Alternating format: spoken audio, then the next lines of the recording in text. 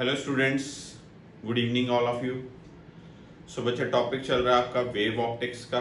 Wave optics में हमने first topic क्या पढ़ा? Huygens principal. सेकंड टॉपिक क्या पढ़ा है? Interference of light. सबसे मेजर टॉपिक था इंटरफेरेंस ऑफ लाइट। इंटरफेरेंस में आपने YDSE पढ़ा, यंग्स डबल स्लिट एक्सपेरिमेंट। काफी ज्यादा क्वेश्चंस कर रही हैं, उसके टेस्ट भी हो गया आपका। YDSE के साथ हमने इंटरफेरेंस में लॉयड्स के एक्सपेरिमेंट मैंने समझाया, फ्रेस्नेल्स का बाइप्रिज्म एक्सपेरिमेंट एक्सप्लेन किया, ठीक है। Shape of the different kinds of fringes explain किया। Interference in daily life, practical daily life interference due to thin films explain किया। सो अब वेव ऑप्टिक्स के दो मेजर टॉपिक पेंडिंग है। One is diffraction of light, which is related with the interference by some extent, but मैं आज नया एक topic शुरू करने जा रहा हूं। थोड़ी ब्रेक दे रहे हैं मैक्सिमा मिनिमा के लेक्चर को। पहले एक अच्छा और सिंपल टॉपिक कवर अप कर लें, which is the polarization of light। ठीक है, पोलराइजेशन फिनोमिना के बारे में समझाना मैंने। बड़ा छोटा सा टॉपिक है, बट एक बात इसके लिए कहना चाहूंगा कि ये एक ऐसा टॉपिक है जिसका क्वेश्चन कहीं ना कहीं क्रिएट जरूर होता है। मतलब इसका टॉपिक का क्वेश्चन बोर्ड में आता है, इस टॉपिक का क्वेश्चन नीट वाले बच्चों को जरूर मिलेगा। जेई मेंस में भी चांस है कि शायद किसी टॉपिक के साथ रिलेट होकर इसका क्वेश्चन क्रिएट हो पाए। तो आइए स्टार्ट करते हैं आज का lecture, which is based on the polarisation of light. सबसे पहले पता होना चाहिए कि पोलराइजेशन होती क्या है। What is unpolarised light, what is polarised light, what is polariser, ये सारी बेसिक बातें आपको क्लियर होनी चाहिए। ये एक ऐसा टॉपिक है जो डेली लाइफ में आप यूज तो बहुत ज्यादा करते हो, बट काफी सारे बच्चों को इस फिनोमिना के बारे में अवेयरनेस नहीं है। जैसे बेस्ट ऑफ द बेस्ट, मैं अगर आपको सिंपलेस्ट डेली लाइफ में एग्जांपल बताऊं पोलरॉइड की या पोलराइजर की, योर सनग्लासेस। ठीक है, आप एकदम सनलाइट में जाते हो तो सन की तरफ देख के हार्श लाइट है, आपको एक बार धुंधला ब्लर सा नजर आता है, but with the help of the glasses आप आराम से उस सनलाइट को देख पाते हो। ठीक है, पोलराइजेशन फिनोमिना। आपके व्हीकल्स में, कार्स की ग्लासेस जो विंडोज हैं उन पे फिल्मिंग कराई जाती है। अगर नहीं वो फिल्मिंग करवानी, टिंटेड ग्लासेस आते हैं। ठीक है, ऊपर थोड़े हायर मॉडल ऑफ जो कार्स हैं उनके, वो सनलाइट में क्या, सनलाइट को अंदर आने से रोकती हैं और हीट एंट्रैप नहीं होती व्हीकल्स में।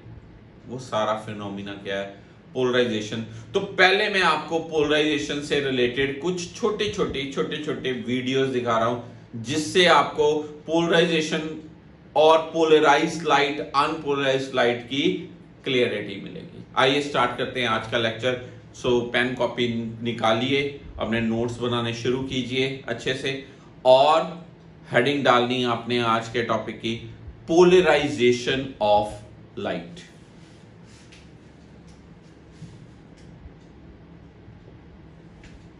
Polarization. The experiments on interference and diffraction have shown that light is a form of wave motion. These effects do not tell us about the types of wave motion, that is, whether the light waves are longitudinal or transverse, जो light waves है, or whether the vibrations are linear, circular. जो light waves है ना, हाइगन ने, सबसे पहले हाइगन ने आपको एक दिन पहले मैंने कुछ फर्स्ट लेक्चर में थियोरेटिकल नोट्स भेजे थे, जो कई बच्चों ने लिखे थे, कईयों ने नहीं लिखे थे।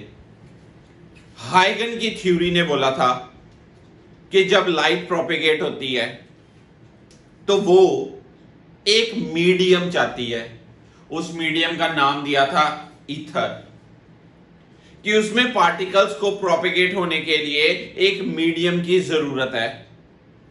फिर उसने ये भी कहा था कि लाइट जो है ना, जिसमें पार्टिकल्स वाइब्रेट करते हैं, वो लॉन्गिट्यूडिनल वाइब्रेशंस में होते हैं, जो कि थ्योरी लेटर स्टेजेस में एक्सेप्ट नहीं हुई। क्यों? हमने कहा, हमने लेटर रिसर्चेस में पढ़ा कि जो लाइट है वो एक इलेक्ट्रोमैग्नेटिक वेव की फॉर्म में होती है, जिसमें इलेक्ट्रिक फील्ड और मैग्नेटिक फील्ड आपस में ऑर्थोगोनली राइट एंगल पे ऑसिलेट करते हैं फील्ड्स, और उनकी राइट एंगल पे पार्टिकल चलता है विद सम वेलोसिटी। मींस अगर इलेक्ट्रिक फील्ड y एक्सिस की तरफ है, मैग्नेटिक फील्ड z एक्सिस की तरफ है, तो पार्टिकल किधर चलता है? x एक्सिस की तरफ। तो जो लाइट वेव्स हैं वो ट्रांसवर्स वेव्स हैं, in which the particles oscillate at right angle to the direction of wave propagation। और दूसरी बात, कंक्लूजन ये निकला था कि लाइट को प्रोपेगेट होने के लिए किसी मीडियम की जरूरत नहीं रहती, किसी मीडियम की जरूरत नहीं होती। It requires no medium for its propagation. ठीक है, तो जो लाइट लॉन्गिट्यूडिनल है कि ट्रांसवर्स है, पुरानी रिसर्च ने कहा, सबसे पहले हाइगन ने थ्योरी दी, उसने कहा लॉन्गिट्यूडिनल। गलत। बड़े सारे फिनोमिनास को एक्सप्लेन नहीं कर पाई। लाइट वेव्स कौन सी वेव्स हैं? ट्रांसवर्स वेव्स हैं। ओके, अब लाइट में पार्टिकल्स की मोशन सर्कुलर है, स्ट्रेट लाइन में है, एलिप्टिकल में है, कौन सी डायरेक्शन में पार्टिकल्स वाइब्रेट कर रहे हैं, इन सारी चीजों को एक्सप्लेनेशन देता है कौन सा phenomena? Polarisation of light. Polarisation ने हमें यह चीज बतानी है कि लाइट में पार्टिकल्स की वाइब्रेशंस जो हैं वो किस प्लेन में हैं। Torsional. The phenomenon of polarization has helped to establish beyond doubt that light waves are transverse waves. Polarization of transverse waves. Let a rope AB be passed through two parallel slits S1 and S2. एक slit है, The एक rope slit है, is attached to a fixed point at B. Hold the end A and move the रोप को ऐसे up and energy down the. perpendicular to AB. ये The बहुत ठीक। wave emerges along CD, and it is due to transverse vibrations parallel to the slit S1. The slit S2 allows the wave to pass through it when it is parallel to S1. It is observed that the slit S2 does not allow the wave to pass through इसको horizontal रख दिया, ये vertical था, इसको horizontal रख दिया। to the slit S1. If the end A is moved in a circular manner, the rope will इसको ऐसे take घुमाया। motion up to the slit आगे ऊपर S1. जा ही नहीं रही, ये रिस्ट्रिक्टेड है स्लिट के portion. It will show only linear vibrations parallel to the slit S1, because the slit S1 will stop at the other components. If S1 and S2 are right angles to each other, the rope will not show any vibration beyond S1. आगे light ही नहीं जा रही, If longitudinal rays energy जा ही नहीं रही। are set up by moving the rope forward and backward along the string, the waves will pass through S1 and S2 irrespective of their positions.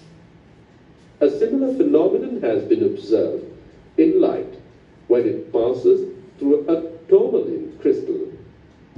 Let light अब आप देखिए, अगर आपके पास ये crystal है, इसको पोलराइजर बोलते हैं, और ये एक दूसरा क्रिस्टल है वो भी पोलराइजर ही है।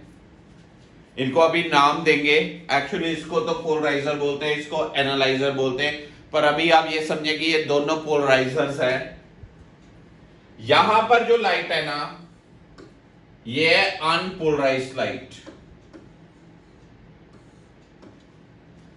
ठीक है।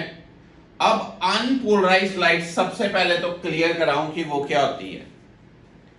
एक ऐसी लाइट जिसमें पार्टिकल्स की वाइब्रेशंस रैंडम हो, हर डायरेक्शन में पार्टिकल इधर इधर इधर इधर इधर इधर, हर डायरेक्शन में पार्टिकल करे, इस ऐसी लाइट को बोलते अनपोलराइज्ड लाइट। जो मैं बात करूं उसका सिंबल ऐसे ऐसे ऐसे ऐसे,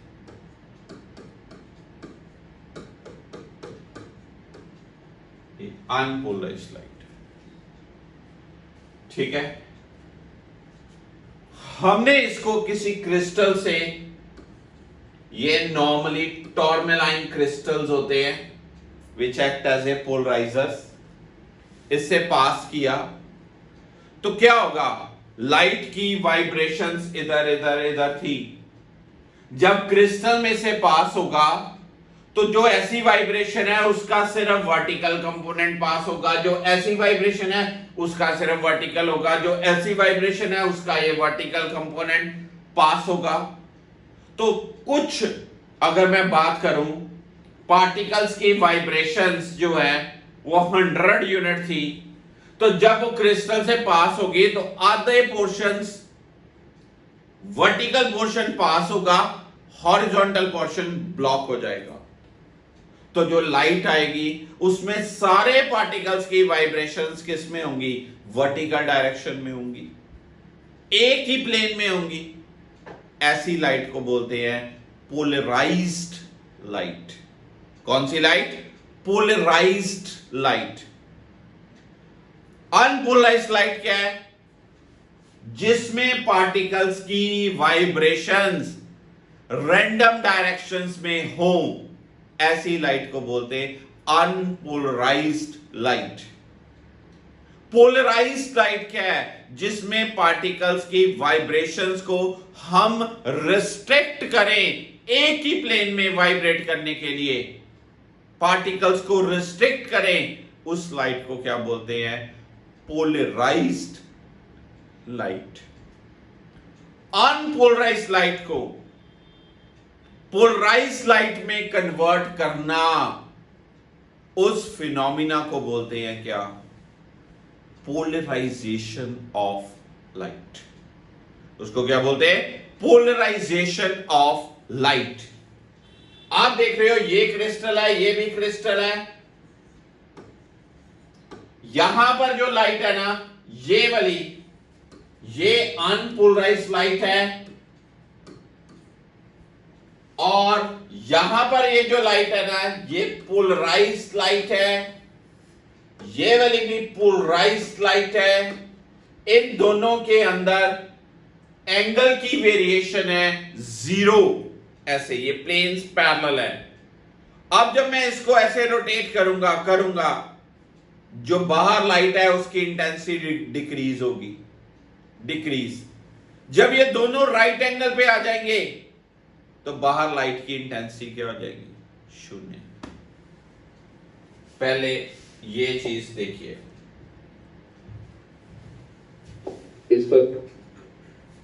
It is clear that after passing through the crystal A, the light waves vibrate only in one direction. Therefore, light coming out of the crystal A is said to be polarized because it has acquired the property of one-sidedness with regard to the direction of the rays. This experiment passes that light waves are transverse waves. Light की transverse nature को भी explain करता है। Could never be extinguished by simply rotating the crystal B. Plane of polarization. When ordinary light passes through a tourmaline crystal, light is polarized and vibrations are confined to only one direction, perpendicular to the direction of propagation of light. पता चला? This is plane polarized light and has acquired the property of one-sidedness. The plane of polarization is that plane in which no vibrations occur. The plane ABCD is a plane of polarization. ये है plane of And the polarization. plane in which vibrations occur at right angles to the plane of polarization, and the plane in which vibrations occur is known as plane of vibration. Okay. The plane EFGH is a plane of vibration. Ordinary light from a source has a very large number of wavelengths. Moreover, ये the light vibrations may be linear, circular, कुछ or भी हो elliptical. सकती हैं, linear भी, circular भी, Wave motion, elliptical भी. circular or elliptical vibrations consists of two linear vibrations at right angles to each other and having a phase difference of pi by 2. Therefore, any vibration can be resolved into two component vibrations at right angles to each other. As light waves are transverse waves, the vibrations can be resolved into two planes, x dash and y dash, at right angles to each other and also perpendicular to the direction of propagation of light. The vibrations of the particles are represented parallel, arrowheads, and perpendicular. ये symbol होता है arrows भी, dot भी. इसका मतलब है unpolarised light. Unpolarised light की symbolic presentation होती है. ये जो लाइनें हैं ना, एरोस, इसका मतलब इन द प्लेन, और जब डॉट पड़े तो इसका मतलब परपेंडिकुलर टू प्लेन. अकेले एरो एक ही प्लेन, अकेले डॉट इसी प्लेन, राइट. अगर ये डॉट और एरो दोनों डालते हो तो इसका मतलब कौन सी लाइट हुई? Unpolarised light. इधर भी, इधर भी, इधर भी, इधर भी, ऐसे कंटेंट, अनपोलराइज्ड लाइट. पर अगर उनकी वाइब्रेशंस को एक प्लेन में रिस्ट्रिक्ट करते हो तो वैसी लाइट को क्या बोलेंगे? Polarised light. उसका सिंबल क्या होता है? या अकेले एरो डाल दो या अकेले डॉट डाल दो. This part, okay. Perpendicular to the plane of the paper, dots. The vibrations are shown only parallel to the plane of the. अब मैं आपको थ्योरेटिकली दिखाता हूं. ये चीज देखिए. सबसे पहले what is polarisation of light? क्या है ये? अनपोलराइज्ड लाइट कैसी होती है? This is the unpolarized light in which the vibrations of the particles are in random direction, that is called unpolarized light. ये सिंबल है, ठीक है. अगर वर्टिकल के साथ डॉट पड़े हुए हैं यहां पर, वर्टिकल के साथ डॉट्स, तो ये सिंबल कौन सी लाइट का है? Unpolarized light. The light having electric field oscillating in all directions in a plane perpendicular to direction of propagation is called what? Unpolarized light. Polarized light जिसमें पार्टिकल की oscillations, light having oscillations only in one plane, only in one plane is called what? Polarized or plane polarized light. Okay.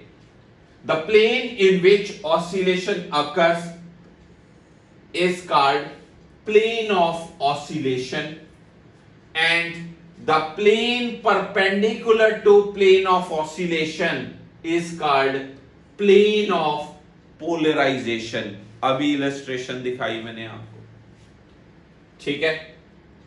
Jin material से unpolarised light को पास किया जाए और वो polarise हो जाए, उसको क्या बोलते हैं? पोलरॉइड्स। क्रिस्टल्स होते हैं, टॉर्मेलाइन क्रिस्टल्स नॉर्मली यूज करते हम certain kind of crystals such as tourmaline और पोलरॉइड्स।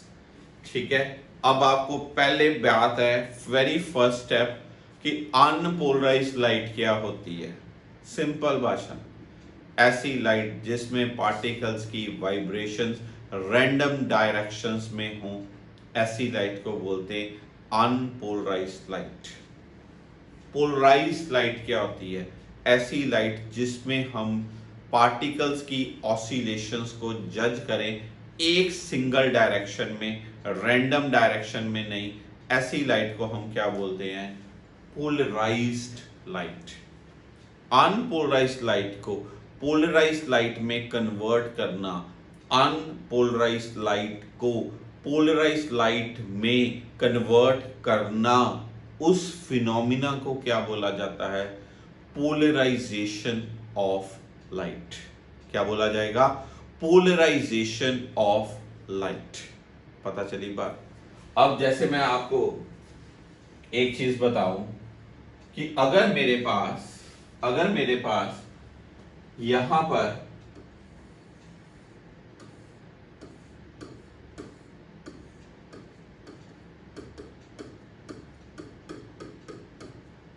अनपोलराइज्ड लाइट है, मैंने इसको किसी क्रिस्टल से पास किया जिसकी ऐसे प्लेन्स है, तो क्या होगा? जो पार्टिकल्स ऐसे ऑसिलेट कर रहे हैं, उनके वर्टिकल कंपोनेंट्स आगे पास होंगे, बाकी सारे कंपोनेंट, इस चीज का वर्टिकल हिस्सा पास होगा, इस चीज का वर्टिकल हिस्सा पास होगा, इस चीज का वर्टिकल हिस्सा पास होगा। हॉरिजॉन्टल पास हो पाएगा? नहीं हो पाएगा। इसका मतलब अगर इस लाइट की इंटेंसिटी जो है, इसका सिंबल क्या होता है? ये, ठीक है, डॉट। फिर अगर बात करें, मैं फिर से ड्रा कर देता हूं, तो इसके ऊपर ब्लैक कलर का डॉट। ये डॉट क्या बताता है? कि ये जो लाइट है ये अनपोलराइज्ड लाइट है। ठीक, यहां से जब लाइट आएगी बाहर, वो क्या होगी?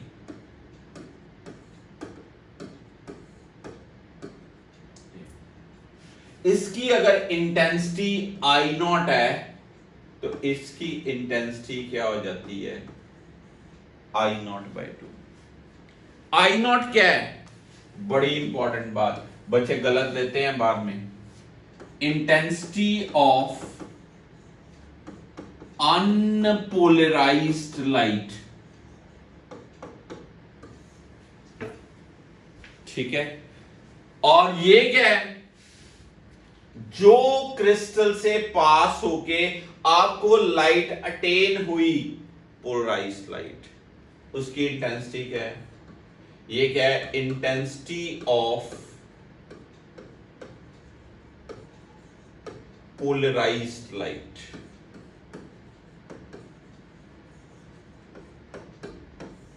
मैं मैथमेटिकली भी प्रूफ दूंगा कि ये आधी क्यों होती है। ठीक है, पर अगर आप शॉर्ट फॉर्मेट में याद रखना चाहो कि जो पार्टिकल्स की वाइब्रेशंस थी, उनके सारे कंपोनेंट, सारी वाइब्रेशंस के एक कंपोनेंट ब्लॉक हो गया है, हॉरिजॉन्टल कंपोनेंट ब्लॉक हो गया है, सिर्फ क्या पास हुआ है? वर्टिकल। यानी कि आधा हिस्सा ब्लॉक हो गया, आधा हिस्सा आगे पास हुआ। इसको कहेंगे इंटेंसिटी आई नॉट, और इसकी बोलेंगे इंटेंसिटी क्या? आई नॉट बाय 2। अगर आपके पास कौन सी लाइट है, मेरी बात फिर से सुन लो, अनपोलराइज्ड लाइट, उसकी इंटेंसिटी कितनी है? I not. उसको क्रिस्टल से पास किया तो क्या मिलेगा? Polarised light. उसकी इंटेंसिटी कितनी है आपके पास? आई नॉट बाय 2। अब अगर मैं इसको आगे किसी ऐसे क्रिस्टल से पास करूं तो बाद में क्या आएगा, यहां पर तो इंटेंसिटी क्या रहेगी, I0/2 ही रहेगी। क्यों, ये तो पहले पार्टिकल्स की वाइब्रेशंस को आपने रिस्ट्रिक्ट कर दिया है किसमें, वर्टिकल में। और अगर आगे वाला प्लेन भी वर्टिकल है, सारे का सारा पास हो जाएगा, कोई ब्लॉक करने वाला ट्रैक ही नहीं रहेगा। पर अगर आप इसकी जगह पे, इस चीज की जगह पे, अगर आप इस चीज की जगह पे मैं बात करूं,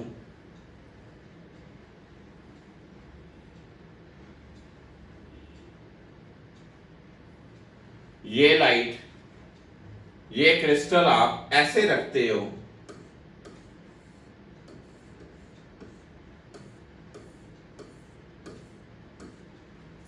तो फिर से आपको कुछ पोर्शन मिलेगा, लाइट की जो इंटेंसिटी है वो डिक्रीज होगी, चेंज होगी।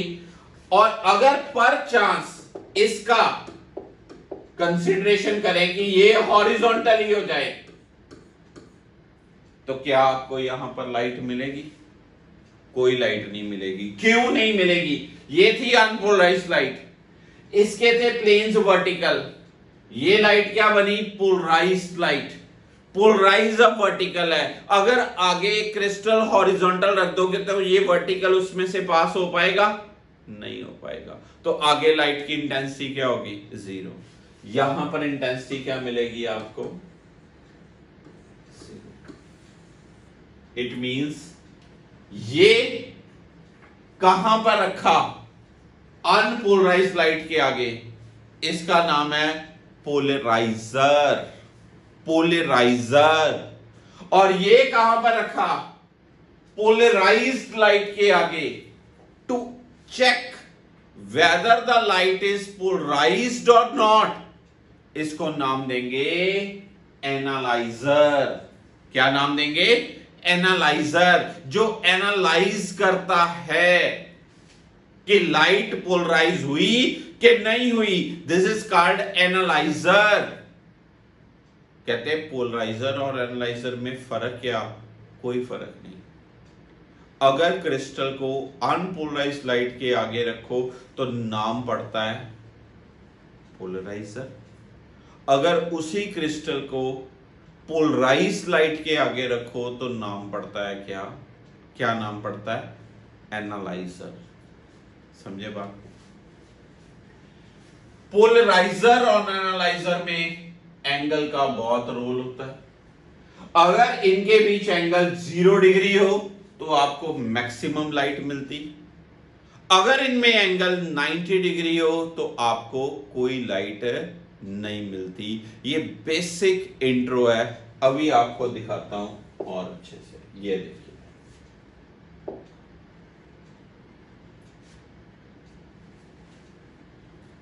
क्या है जी आगे, polaroids, the device used to produce the plane polarised light is called polaroid. आपने केमिस्ट्री में भी पढ़ा हुआ ये सारा टॉपिक, सॉलिड्स के चैप्टर में, dextro rotatory, laevo rotatory, plane of polarisation, बड़ा अच्छा टॉपिक होता है।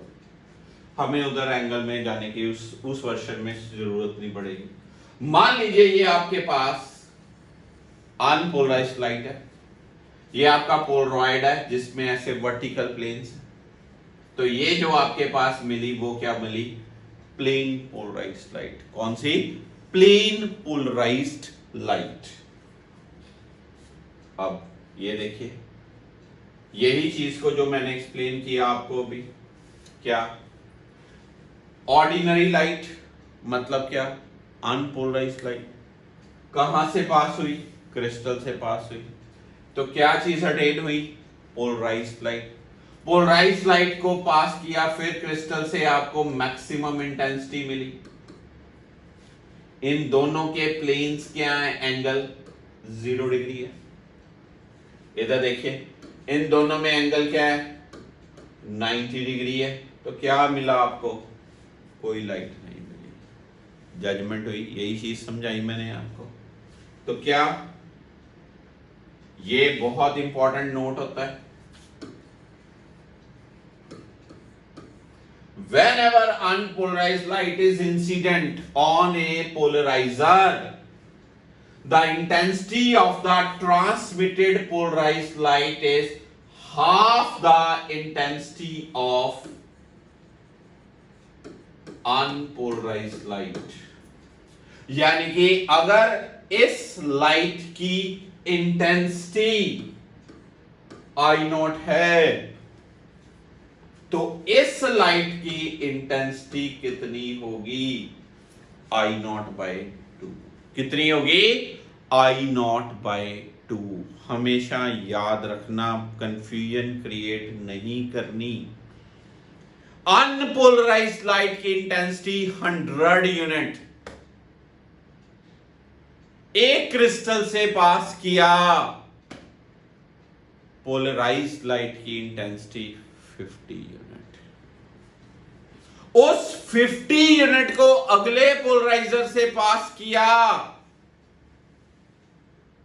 नॉट 25. मेरी बात आप समझे नहीं, कईयों ने नहीं सुना. पावर प्रणव ने तो सुना ही नहीं है बात. 100 यूनिट लाइट, अनपोलराइज्ड लाइट की इंटेंसिटी 100 यूनिट, उसको पास किया क्रिस्टल से, क्या मिला 100, क्या मिला 50. 50 को आगे पास किया क्रिस्टल से.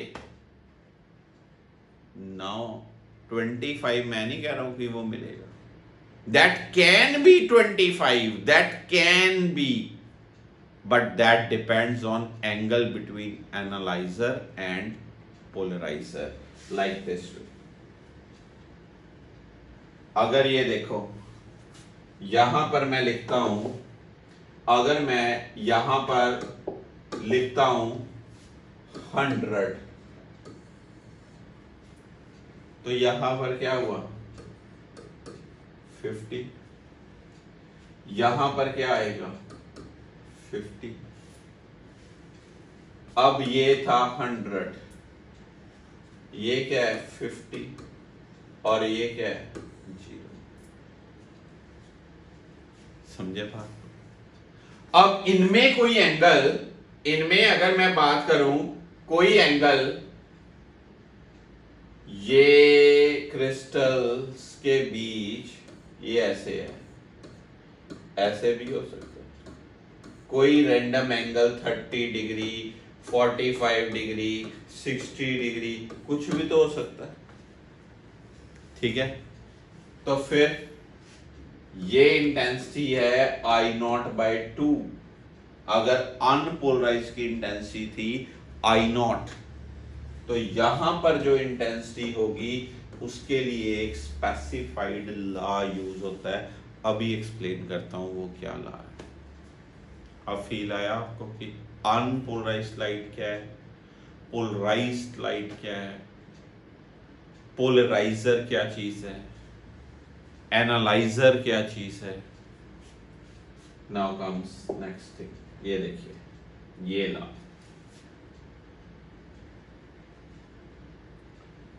इस लॉ को बोलते हैं लॉ ऑफ मैलस. ठीक है, प्रणव को पहली बार बताया तो कहता मलूस लॉ, ये मैलस लॉ. ठीक है, क्या फिर से समझो, गरीब सा लॉ है बेचारा मेरी तरह. ये इनिशियल इंटेंसिटी किसकी, किसकी, अनपोलराइज्ड लाइट की. सिंबल देखो, ये क्रिस्टल, यहां पर intensity I not, amplitude A not. किसकी, किसकी, पोलराइज्ड लाइट की. ये इनके बीच एंगल थीटा, ये इंटेंसिटी बाहर जो इमर्जेंट लाइट है उसकी. ठीक है जी. अब ये जो इंटेंसिटी है आई, ये आई की वैल्यू होती है I not cos square theta. This law is called Malus law. According to this law, the intensity of polarized light transmitted through analyzer, ये क्या है? पोलराइजर। ये क्या है? एनालाइजर। फर्क कुछ नहीं है। अगर अनपोलराइज्ड लाइट के आगे चीज को रखते हो तो नाम पड़ गया पोलराइजर, और अगर आप उसी चीज को पोलराइज्ड लाइट के आगे रखते हो तो उसका नाम देते हैं हम क्या? एनालाइजर। ठीक है। Varies as square of cosine of angle between this thing. I इन दोनों के प्लेन्स में एंगल है थीटा। यहां पर इनिशियल इंटेंसिटी, इसमें आई बाहर पोलराइज्ड की इंटेंसिटी, तो ये आई इमर्जिंग इंटेंसिटी और transmitted intensity. Transmitted intensity is proportional to square of cosine of angle between polariser and analyser. ये देखिए, I proportional to cos square theta. अगर हम बात करें फिर से, अगर थीटा 0 हो तो आई की वैल्यू क्या होगी? आई नॉट। अगर थीटा 180 हो तो आई की वैल्यू क्या होगी? आई नॉट।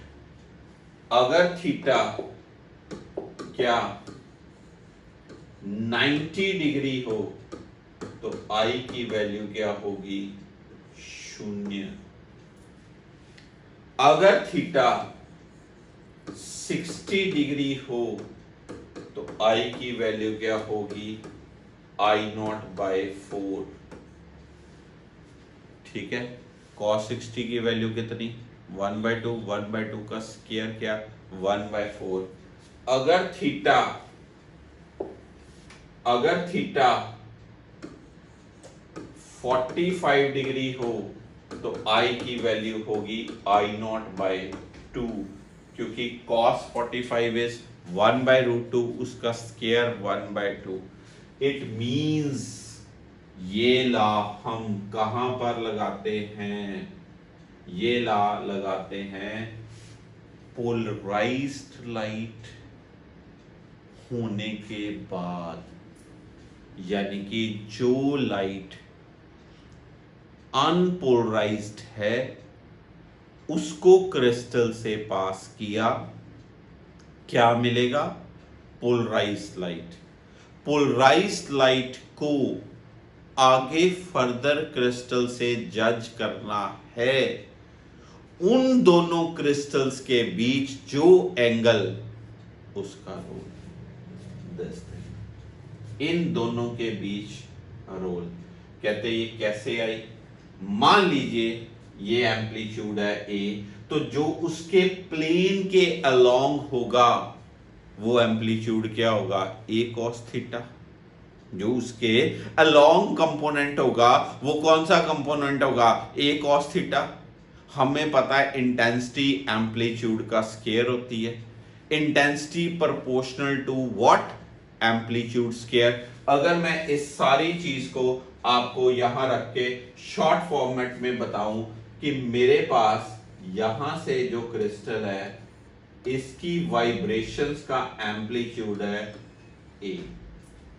ठीक है। मैंने इसके अंदर ऐसे कोई एंगल थीटा रखा, तो जो कंपोनेंट, या अगर मैं बात करूं इसके आगे मैंने ये ए आ रहा था, ये मैंने ऐसे कोई एम्पलीट्यूड ऐसे प्लेन रख दिया। ठीक है जी, क्लियर? अब ये ऐसे चीज आ रही थी, मैंने इसको ऐसे रख दिया, तो यार इस डायरेक्शन के अलोंग इसका कौन सा कंपोनेंट होगा? कौन सा होगा? ये ए है, ये ऐसे एंगल थीटा है, तो ए का इधर कंपोनेंट कौन सा आएगा, ए कॉस थीटा, पास कौन सा होगा, ए कॉस थीटा। तो यहां पर क्या आएगा आपके पास, ए कॉस थीटा। इंटेंसिटी क्या होती है, proportional to amplitude square, I proportional to A cos theta का square, I proportional to A square cos square theta. A square initial जो यहां पर एम्पलीट्यूड था, तो I क्या आया, I nought cos square theta. इस लॉ को बोलते लॉ ऑफ मैलस। आपको इस टॉपिक के क्वेश्चंस शेयर होंगे आज। पहला न्यूमेरिकल ट्रैक पोलराइजेशन में आपने लगाना है लॉ ऑफ मैलस पे, I equal to I not cos square theta. पता चला लॉ ऑफ मैलस क्या है, कहां पर अप्लाई होना है, पर यह बात याद रखना कहां पर अप्लाई होना है। बड़े बच्चे इसको मिस इंटरप्रेट करते हैं, ये कहां पर अप्लाई होना है, पोलराइज्ड लाइट होने के बाद। जब लाइट पोलराइज हो जाएगी फिर क्रिस्टल से ऑब्जर्व करोगे, फिर लॉ ऑफ मैलस लगना है। बड़ा ही छोटा, बहुत छोटा न्यूमेरिकल होता है, उसमें किसी तरह की कोई कॉम्प्लेक्सिटी नहीं होती। Okay, next comes this thing, this is one of the most important topic. What is this, Brewster's law of polarisation. मतलब ये एक समझ लीजिए, Brewster law one of the most important topic है इस पोलराइजेशन ऑफ लाइट का। Brewster ने क्या ऑब्जर्व किया समझाने लगा हूं, फिर यहां पर आएंगे। पहले मैं आपको समझा दूं, इसको साइड पे रखिए। अभी देखिए जी, ब्रूस्टर ने क्या किया,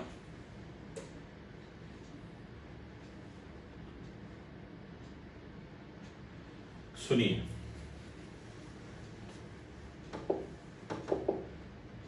मैंने एक सरफेस लिया, ये मान लीजिए रेयर मीडियम, ये मान लीजिए डेंसर मीडियम, ठीक है। लाइट आई जी, यहां पर मैंने एक नॉर्मल ड्रा कर दिया, ठीक है।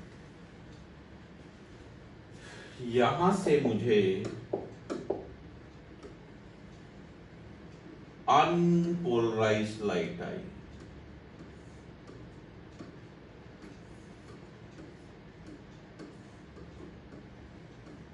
कौन सी लाइट, अनपोलराइज्ड लाइट। ये एक एंगल पे स्ट्राइक हुई, इसको एंगल ऑफ इंसिडेंस बोलते हैं। मैं इसका नाम देने लगा हूं, सपोज करो आईपी, ठीक है। अब कुछ हिस्सा लाइट का रिफ्लेक्ट हुआ फ्रॉम द इंटरफेस, और कुछ हिस्सा लाइट का रिफ्रैक्ट हुआ।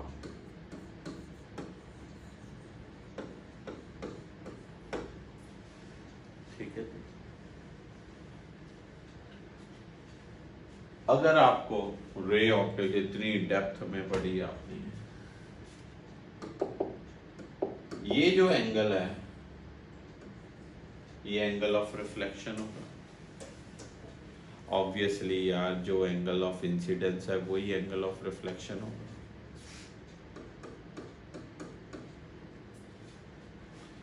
ये वाला जो एंगल है ये एंगल ऑफ रिफ्रैक्शन होगा कि नहीं होगा, ठीक है। ये मान लीजिए एयर से किसी मीडियम में लाइट एंटर हुई, ये लाइट प्लेन पोलराइज्ड लाइट,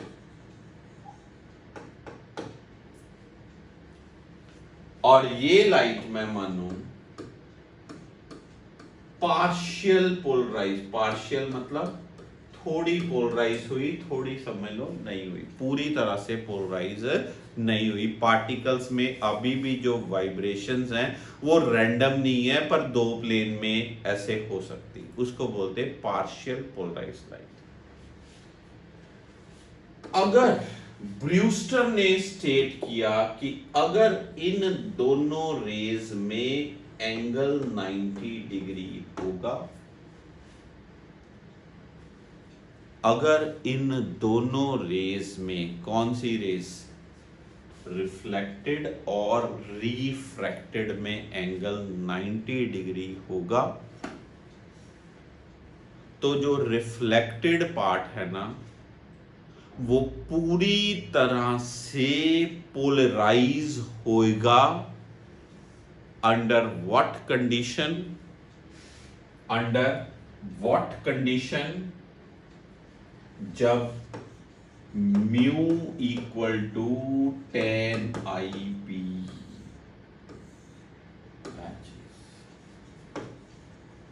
इस लॉ को बोलते हैं ब्रूस्टर्स लॉ ऑफ पोलराइजेशन। फिर स्टेटमेंट समझाता हूं भी। According to this law, according to this law, whenever unpolarized light strikes an interface separating the two media, then the reflected part will be plane polarized in such a manner that mu equals to 10 IP, where IP is the polarizing angle, where IP is the polarizing angle। कहते हैं what is polarizing angle? That angle of incidence, that angle of incidence on the rarer side for which the reflected light becomes completely polarized is called angle of polarization. That particular angle is known as angle of polarization। उस angle of incidence को angle of polarisation बोलते हैं कि जिस angle पे light strike हुई और reflected part सारा पोलराइज हो जाए, उस एंगल का नाम है एंगल ऑफ पोलराइजेशन। अगला क्वेश्चन होता है ये किस पे डिपेंड करता है? ये डिपेंड करता है nature of the medium separating the two, और इंटरफेस जो मीडियास को सेपरेट कर रहा है उसके रिफ्रैक्टिव इंडेक्स पे। कैसे डिपेंडेंट होता है? Mu equals to 10 IP, mu equals to 10 IP। This is particular law which is given by, which was experimentally verified by Brewster, that's why known as Brewster's law of polarization। ठीक है, proof देता हूं। Condition थी उसकी एक, बड़े ध्यान से सुनिएगा, प्रूफ बनाओ। यहां पर स्नेल्स लॉ लगाएं, हजारों बार आपने लगाया। क्या लॉ, क्या क्या होता है ये law? 1 into sin IP mu into sin R। ये कौन सा लॉ है जी? Snell's law of refraction. आता है, रेस एंड चेंज इनको आता है, ठीक लिखा मैंने। यहां पर एयर है, यहां पर क्या है? एयर, रिफ्रैक्टिव इंडेक्स 1, यहां पर मीडियम, रिफ्रैक्टिव इंडेक्स म्यू।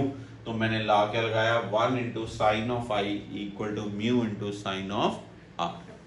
अब सुनने वाली बात है, जरा फील लीजिए।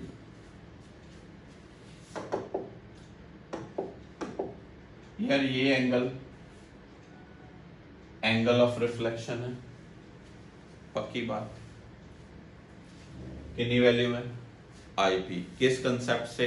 लॉ ऑफ रिफ्लेक्शन के कंसेप्ट से। तो ये एंगल कितना आएगा? 90 माइनस, क्या नहीं होगा? नहीं पता चलो। ये सारा एंगल कितना है? 90। बीच में से ये IP निकल गया तो ये कितना होगा? 90 माइनस। अब ये एंगल 90 माइनस आईपी है, ये पूरा एंगल 90 है, तो ये एंगल कितना हो जाएगा, आईपी नहीं होगा कि नहीं होगा? पक्की बात, पक्की बात। अगर ये आईपी होगा तो ये कितना होगा, 90 माइनस आईपी। ओहो, बड़ी बात, बड़ी नया की दिया गया। फिर से फील लो, ये है नॉर्मल, ये एंगल आईपी, तो ये एंगल कितना, कितना एंगल चेक करिए, ये एंगल सारा 90, तो ये कितना होगा 90 माइनस आईपी। अब ये सारा नॉर्मल है, 90 डिग्री है, ये ब्लैक वाला सारा पोर्शन 90 है, बीच में ये 90 माइनस आईपी है, तो ये कितना हो जाएगा, आईपी हो जाएगा। यार ये सारा एंगल 90 है, तो ये कितना हो जाएगा फिर 90 माइनस आईपी हो जाएगा। इसका मतलब एंगल ऑफ रिफ्रैक्शन की वैल्यू कितनी है, 90 माइनस आईपी। पुट करें, ऐसे पुट करें, 1 into sine IP, sine of 90 minus IP, sine IP equal to mu of cos IP, sine IP over cos IP equal to mu. तो क्या आया, mu equals to क्या, tan of IP. कौन सा law, Brewster law of polarisation. कौन सा law, Brewster's law of polarisation. ठीक है, अगर मेरे पास ये एयर है, ये ग्लास है, ज्यादातर तो ग्लास के प्रैक्टिकल ही होते हैं, ठीक है जी। ग्लास का म्यू कितना होता है, 3/2। तो क्वेश्चन ये होता है कि लाइट ग्लास पे कितने एंगल पे स्ट्राइक हो ताकि रिफ्लेक्टेड पार्ट पूरा पोलराइज हो जाए। हो ये क्या निकालोगे, tan आईपी इक्वल टू 3/2। तो आईपी की वैल्यू क्या होगी, tan इनवर्स ऑफ क्या, 3/2। आईपी की वैल्यू निकाल। इतने एंगल पे लाइट स्ट्राइक हो, किस पे, ग्लास पे, तो रिफ्लेक्टेड पार्ट पूरी तरह से पोलराइज हो जाएगा। मान लीजिए मैं कहता हूं ये एयर से पानी में लाइट आई, वो कहता है ये निकाल लो ताकि रिफ्लेक्टेड पार्ट पोलराइज हो जाए। निकाल सकते हो, कैसे, mu equal to tan of IP, IP is tan inverse of mu, tan inverse of क्या, 4/3।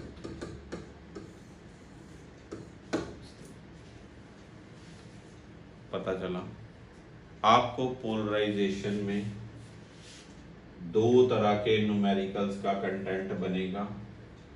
ये देखिए, ये एंगल्स यहाँ पर निकाले हुए हैं मैंने आपके लिए। ग्लास के लिए पोलराइजिंग एंगल क्या, 57 डिग्री। पानी के लिए पोलराइजिंग एंगल क्या, 53 डिग्री। पक्के याद रखो, दो तरह के न्यूमेरिकल्स आते हैं। ये अब मैं आपको समझे, ये तो केमिस्ट्री का कंटेंट है, वी डोंट वांट दैट, आपने एक बार पढ़ लेना। दो तरह के न्यूमेरिकल आते हैं, एक ला न्यूमेरिकल आता है ब्रूस्टर लॉ का, जिसमें छोटू सा फॉर्मूला क्या, mu equal to tan IP, और एक ला आता है मैलस लॉ, उसमें फॉर्मूला क्या, I equal to I not cos square theta, I equal to I not cos square theta. अब मैं आपको मोस्ट इंपॉर्टेंट, ये एप्लीकेशन ऑफ पोलराइजेशन है, थ्योरेटिकली बात हो जाएगी, अभी बताता हूँ। Most most most most important numerical सिखाने लगा हूँ मैलस लॉ के ऊपर। मतलब ये एक यूनिवर्सल क्वेश्चन है, हर बच्चे को ये क्वेश्चन आना चाहिए, पहले सीखिएगा ध्यान से। कहता है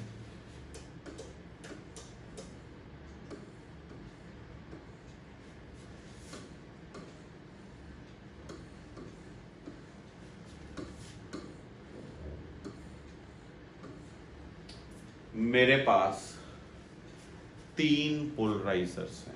कितने polariser? 3। Such that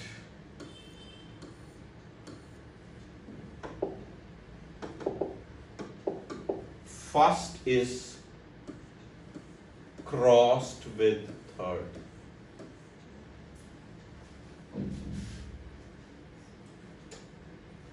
crossed, first is crossed with third. इनमें आपस में एंगल कितना? 90 degree. Unpolarised light of intensity 32 watt per metre square. कौन सी light? Unpolarised light of intensity 32 watt per metre square. Intensity का यूनिट होता है वॉट पर मीटर स्क्वायर। कैसे कहते हैं? इंटेंसिटी होती है energy per unit area per unit time. Energy by time हो गया power, power is what, what per metre square intensity का unit. Such that emerging intensity is 3 watt per meter square. वो कहता है find the angle between individual polarizers। ये question है, बहुत important question. Question की स्टेटमेंट ध्यान से अब सुनना। मैं स्टेटमेंट प्रॉपर वर्जन में बताने जा रहा हूं slowly. Unpolarized light of intensity 32 watt per meter square is allowed to incident on a set of 3 polarizers such that first is crossed with third. If the emerging intensity is, or if the transmitted intensity is 3 watt per meter square, find the angle between individual polarizers। Angle between individual polarizers। मान लीजिए इस दोनों में angle है θ1 और इन दोनों में angle है θ2। आपको गिवन क्या है? θ1 प्लस θ2 इक्वल टू क्या? 90 डिग्री। तभी हुई ना, first is crossed with third. इसका मतलब इन दोनों में एंगल है, इन दोनों में एंगल है θ1, इन दोनों में एंगल है θ2। θ1 प्लस θ2 का सम कितना होना चाहिए? कितना होना चाहिए? 90 डिग्री। अब बड़े ध्यान से भाई, ये क्या इंटेंसिटी है? क्या है? सुनना ही नहीं आपने। कौन सी इंटेंसिटी? Unpolarised light. कितनी? 32। जब ये क्रिस्टल से पास होगी, जब ये क्रिस्टल से पास होगी तो ये इंटेंसिटी कितनी बन जाएगी? सुन कैसे बताया था? अनपोलराइज्ड लाइट को एक क्रिस्टल से पास करो तो इंटेंसिटी क्या हो जाती है? Half of the initial. अब सुनना, इतने फंस जाना ये बच्चों ने। I2 कई इसको आधा कर देते हैं। ना ना ना ना, I2 क्या होगी? I2 क्या होगी?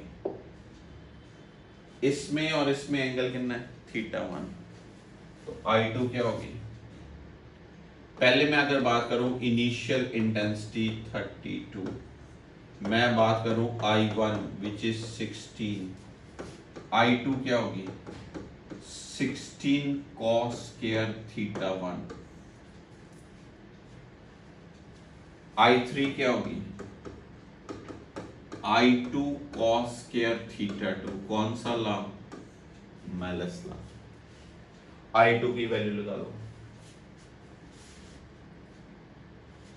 I2 की value 16 cos square theta 1 cos square theta 2, I3 की वैल्यू गिवन है आपको कितनी, 3, ठीक है जी। अब 3 equal to 16 cos square theta 1, theta 2 को मैं लिख सकता हूँ 90 minus theta 1, 3 equal to 4 into 4 cos square theta 1 into sin square theta 1, ठीक है जी। अब ये बना 3/4 equal to 2 sin theta 1 cos theta 1, इसका स्क्वायर कर सकता हूँ। ये क्या बना 3/4 इक्वल टू sin 2 theta 1, इसका स्क्वायर कर सकता हूँ। ये क्या बना √3/2 equal to sin 2 theta 1, sin 60 degree equal to sin 2 theta 1, तो 2 theta 1 इक्वल टू 60 डिग्री, तो theta 1 किसके equal, 30 degree.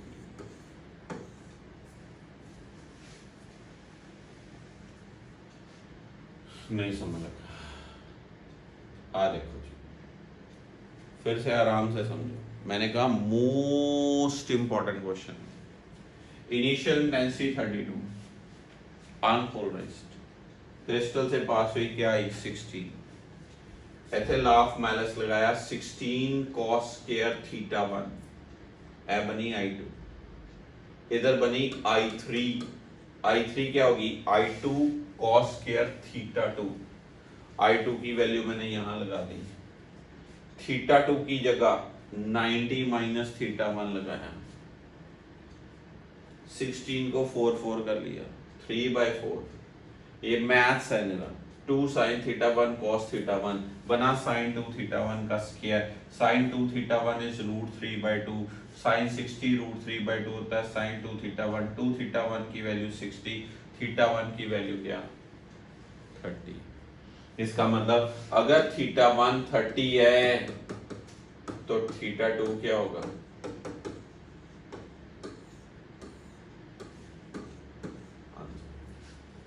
Angle between the individual पोलराइजर्स। समझे बात, one of the most important question किसका, 3 पोलराइजर्स का। First is crossed with third, first is crossed with third. एक और question होता है 4 पोलराइजर का, वो आपके लिए प्रैक्टिस के लिए देता हूं, देखते कौन कौन बच्चे कर पाते हैं। तो ये था एक छोटा सा टॉपिक, ये जो आपने पीडीएफ देखी सारी आपसे शेयर कर देते हैं, ठीक है।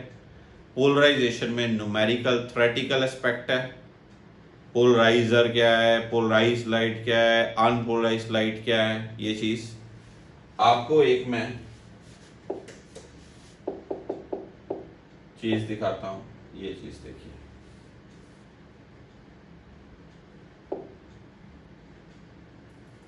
थ्री डी व्यू दिखाता हूं एक, अच्छा लगेगा आपको, ठीक है।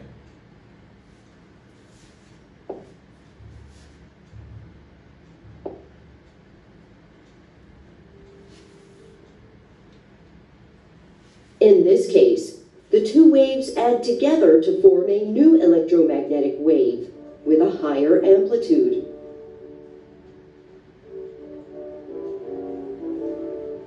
देखिए 2 मिनट, बड़ा अच्छा आपको जजमेंट हो जाएगी सारे। Now let us consider a new scenario. We again have two electromagnetic waves in the same region of space, but this time they are not oriented in the same direction.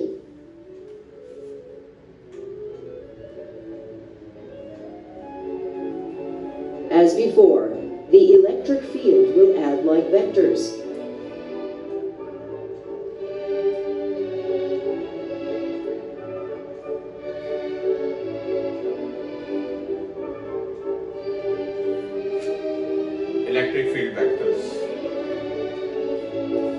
And the magnetic fields will add light vectors.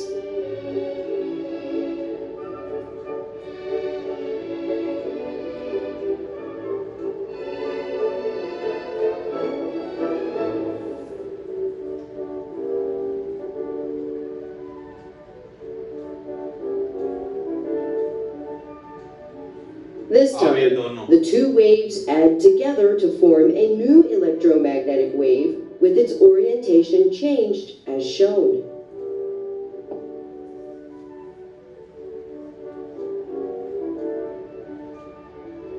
Now let us consider yet another scenario. This scenario is the same as the previous one.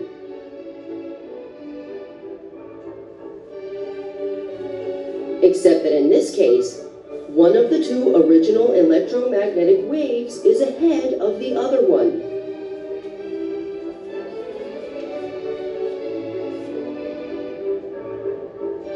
As before, the electric fields will add like vectors.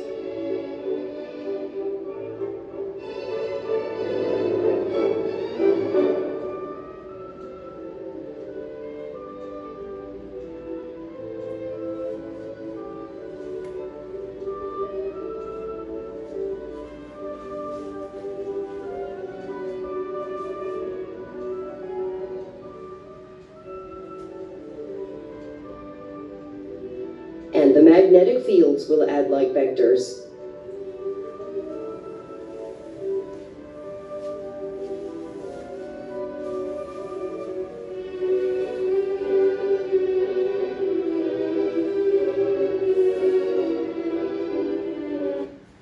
ये देखिए थोड़ा सा.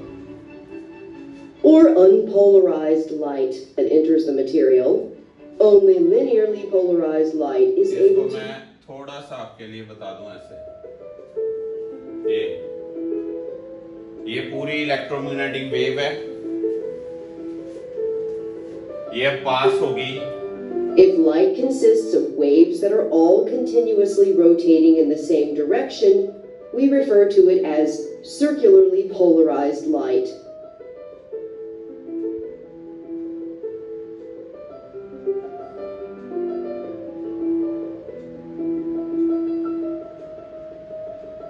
On the other hand, if the light consists of electromagnetic waves that are all aligned in the same direction as shown, we refer to it as linearly polarized light.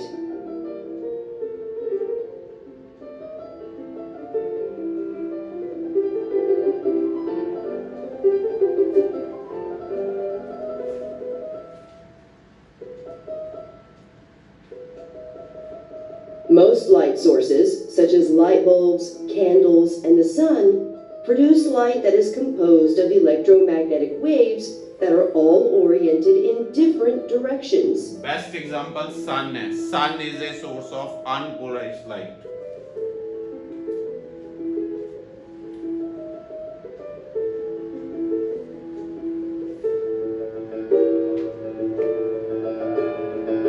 We refer to this as unpolarized light.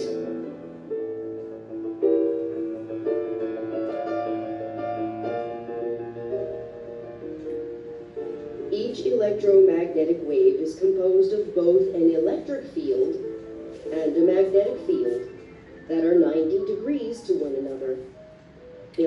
अब इनको जब मैं पास करूंगा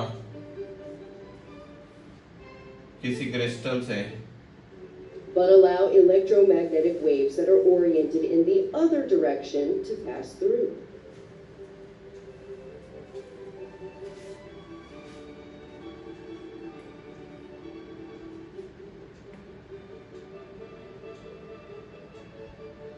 एक चीज पास हुई बस.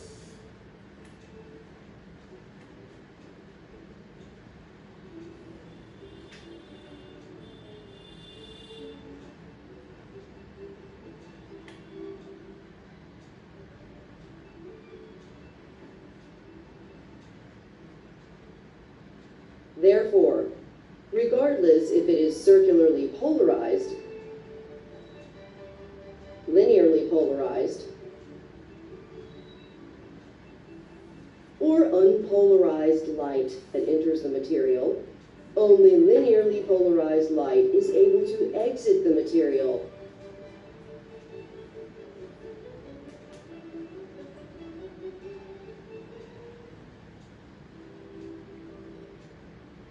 If the incoming light is already linearly polarized, and it is oriented in the direction in which the material blocks electromagnetic waves, then all the light will be blocked completely.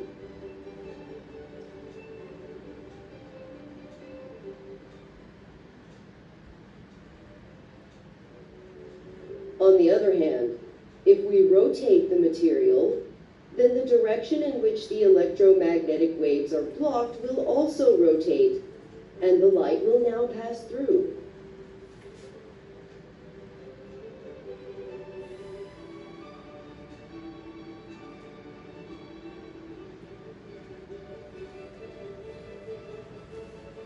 Suppose we start out with अब आपको judgement होगी कि polarised light और unpolarised light कैसे deal करनी।